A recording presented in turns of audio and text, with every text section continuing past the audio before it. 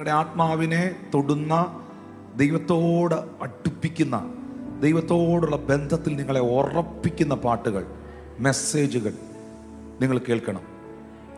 Entire the Bible നിങ്ങൾ വായിക്കണം. യെശയ്യാവിൻ്റെ പ്രവചനം 32:15 വാക്യത്തിൽ എഴുതിയിരിക്കുകയാണ്. പ്രവാചകൻ പറയുകയാണ്, ഉയരത്തിൽ നിന്ന് ആത്മാവിനെ നമ്മുടെ മേൽ പകരുവോളം തന്നെ ഈ ആത്മാവ് പകരപ്പെട്ട് കഴിയുമ്പോൾ അപ്പോൾ മരുഭൂമി ഉദ്യാനമാകും, ഉദ്യാനം വനമാകും.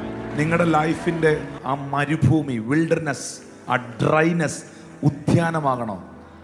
ആത്മാവ് നിങ്ങളുടെ മേൽ പകർന്നാൽ മരുഭൂമി ഉദ്യാനമാകും, ഉദ്യാനം വനമാകും. യെശയ്യാ 44:3 വാക്യത്തിൽ വീണ്ടും പ്രവാചകൻ പറയുന്നു, ദാഹിച്ചിരിക്കുന്നിടത്ത് ഞാൻ വെള്ളവും വരണ്ട നിലത്ത് നീരൊഴുക്കും പകരും.